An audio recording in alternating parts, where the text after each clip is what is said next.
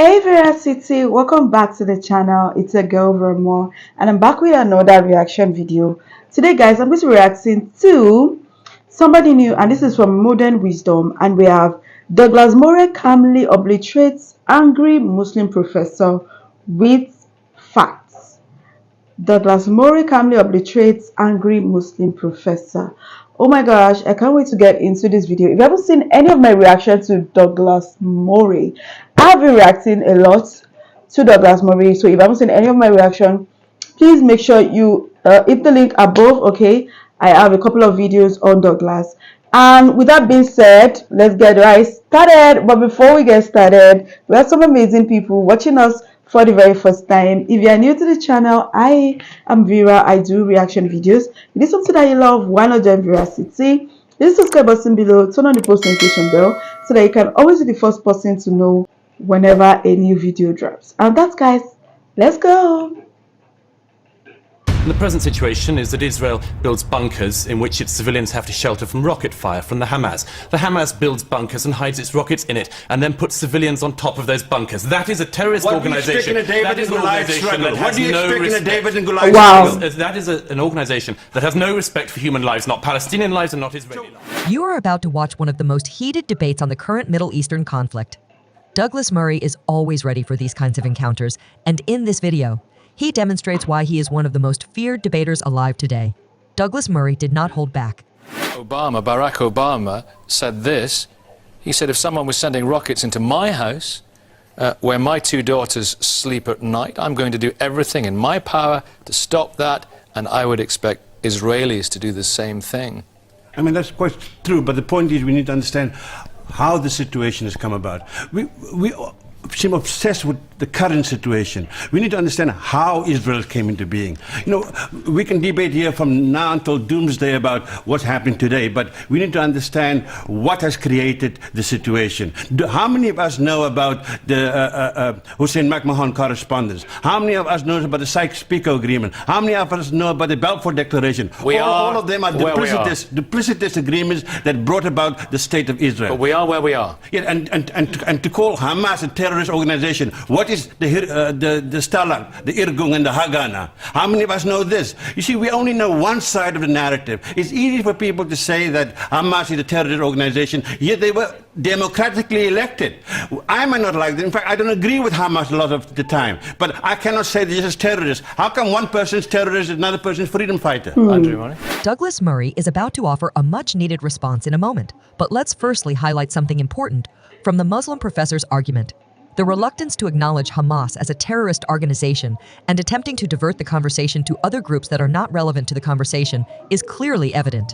Hamas has been designated as a terrorist organization by several countries and international entities due to its activities, including suicide bombings, rocket attacks, and other forms of violence targeting civilians.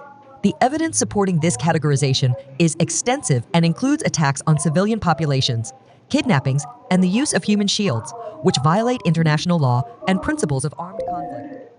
Well, it's not the case that they're freedom fighters. The first thing that Hamas did when they were allegedly elected was to kill their co-religionists in the Gaza, was to throw people off buildings, to shoot people in the back when they're running away. This is what the Hamas do to their own co-religionists in the Gaza, to other Palestinians. So the first thing is that Hamas not only inflict terror on the people of Israel, they also inflict it on other Palestinians. It's for the Palestinian peoples, as the rabbi said, to try to overthrow this terrorist organization. An organization which fights, if I may just finish. Well, an organization which fulfills every... Come off it. Well, I don't know what else you call an organization which has killed hundreds of it. What was the Irgun? What was the Haganah? Well, the Irgun and the Haganah are not operating at the moment. No, but what were they? Well, they were terrorist organizations at the time. Okay. But I would say that we're talking about what's happening at the present. And the present situation is that Israel builds bunkers in which its civilians have to shelter from rocket fire from the Hamas. The Hamas builds bunkers and hides its rockets in it, and then puts civilians on top of those bunkers. That is a terrorist organization. That is an organization that has no respect. David and Goliath struggle. That is an organization that has no respect for human lives, not Palestinian lives and not Israeli lives. F-16s? Douglas Murray is right again on this one. One of the most cited pieces of evidence for Hamas's designation as a terrorist organization is its use of suicide bombers targeting Israeli civilian populations, a tactic that has been condemned internationally. The idea that Israel is like Goliath in the Middle East is also a faulty one that deserves to be highlighted. This analogy is frequently used to evoke a simplistic view of an aggressor versus a victim. However, this portrayal ignores the geopolitical and historical complexities of the region. Israel, a nation-state established in the aftermath of the Holocaust, has found itself in a constant state of existential threat from its inception in 1948.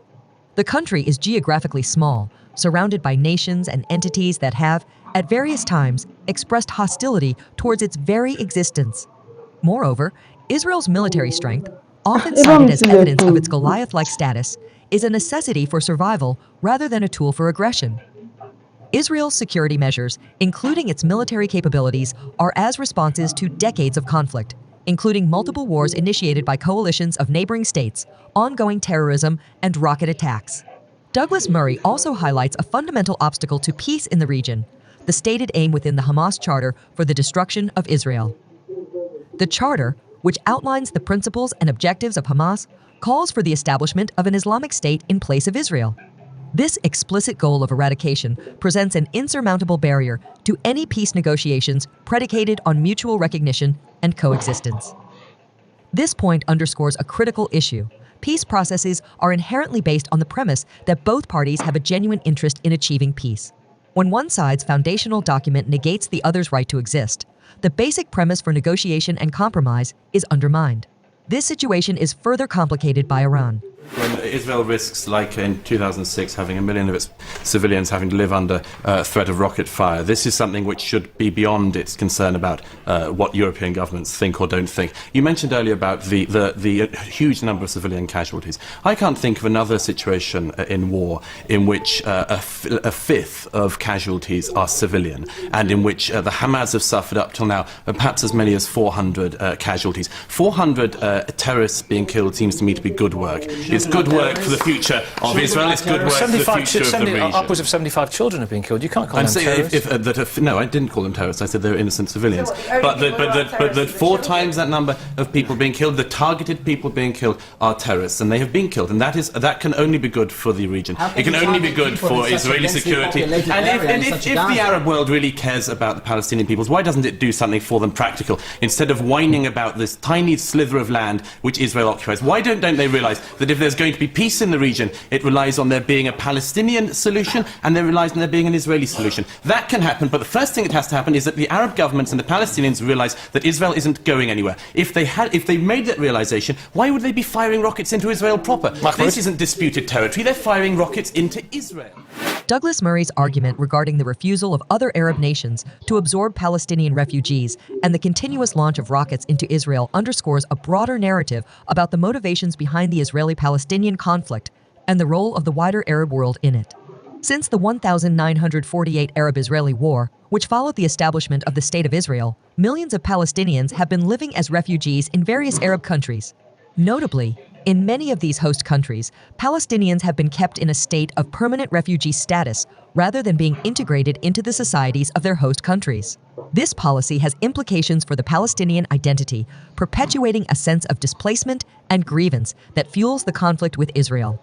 By refusing integration and keeping the refugee issue alive, these countries use the plight of the Palestinians as both a rallying cry against Israel and a means to deflect attention from their own internal challenges.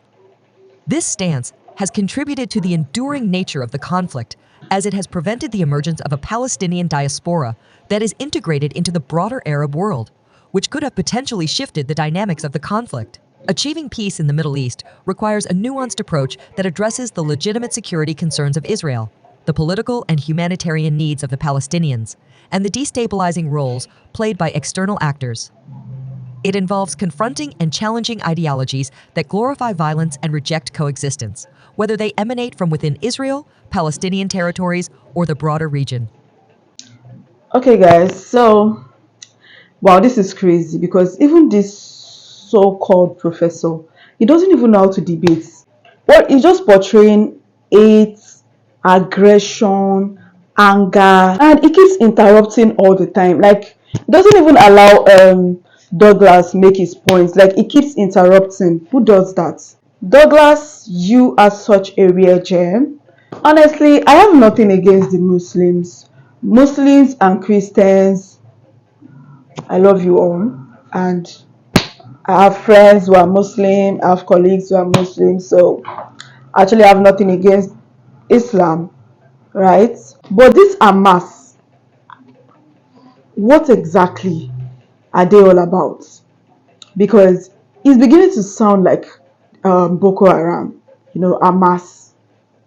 What are they all about? I love the fact that Douglas was so calm and collected, and the fact that the professor was so angry at the very get-go. Like, it was like, guys, what are your takes on this? What do you think about this video? Drop a comment down below. If you enjoyed this video as much as I did, give it a huge thumbs up and please share this video. And if you're new to the channel, join Curiosity. Hit the subscribe button below, turn on the post notification bell so that you can always be the first person to know whenever a new video drops. And that's, guys, see you in my next one. Bye.